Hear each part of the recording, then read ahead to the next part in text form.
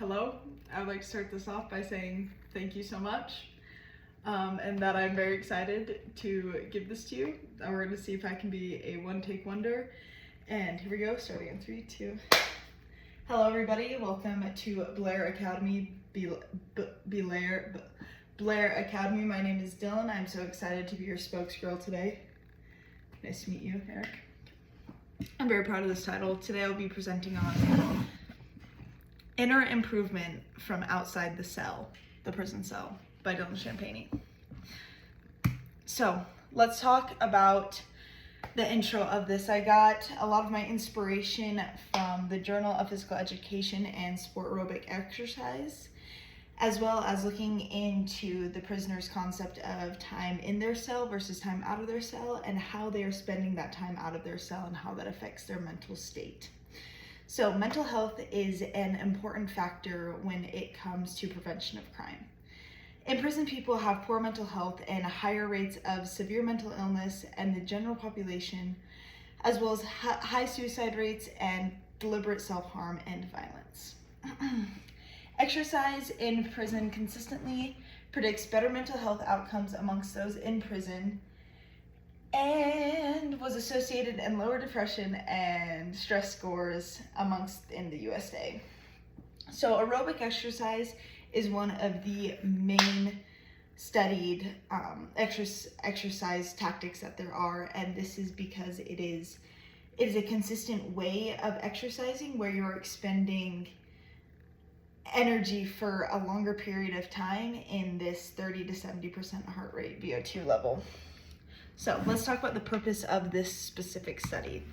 And it's to engage prisoners in productive habits while spending time outside of their cell to better both their quality of life and the people's around them. Because the better you feel, the better you're gonna make the people feel around you. Hopefully not be such a burden, you know what I'm saying? Okay, so let's get into what we're doing today. What is the protocol? So I will be studying 100 prisoners. I'm gonna have a control group, and I'm going to have my experiment group. There's gonna be 50 men, 50 women. So there's gonna be 25 in the control, 25 in the experiment. And we're gonna have the subjects be medically examined by a physician before we go into this. And then for the actual experiment, we're gonna be having our subjects on an 8-week program where they're working out 3 times a week, expanding 45 minutes of 45 minutes of activity for each workout.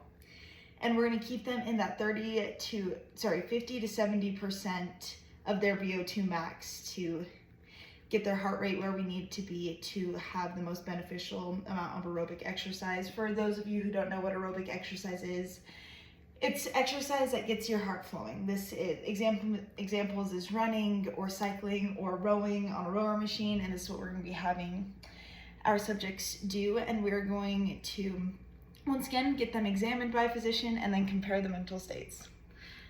Okay, my hypothesis. If prisoners expand exercising 3 times a week consistently, their mental health will drastically improve. Will just improve. So let's talk about things that I have learned. So aerobic exercise is associated with lower anxiety and higher tranquility scores.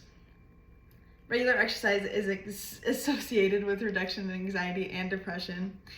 And all durations of exercise reduce anxiety, although larger effects happen when you're at that 30 minutes or over, which is what we'll be doing for this experiment. And you want to keep it in that moderate level, not like super high intensity, not low in intensity, but just smack plop. So let's talk about the data that I collected in this experiment. So as you can see here in my control groups, what do you know? Nothing changed, right? But if you see these light gray columns from my men and my women, did that myself. You can see that their mental, like this is their stress levels before, this is their levels after. Drastic difference.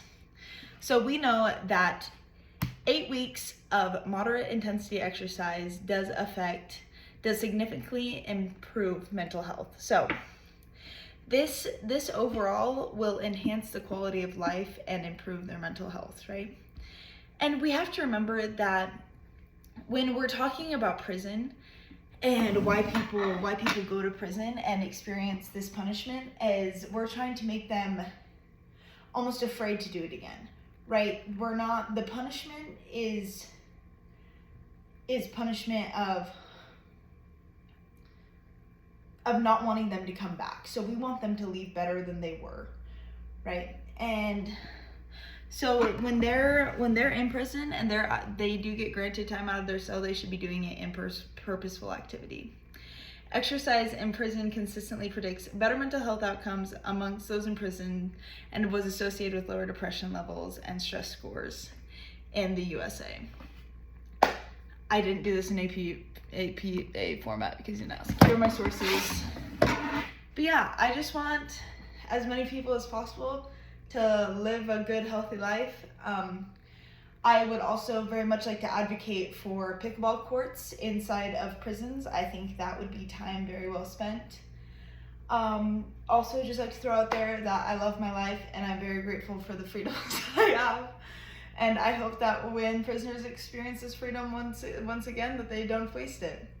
And then they leave prison better than they were. And you can do that through exercise and bettering yourself while you're in there. Thank you so much.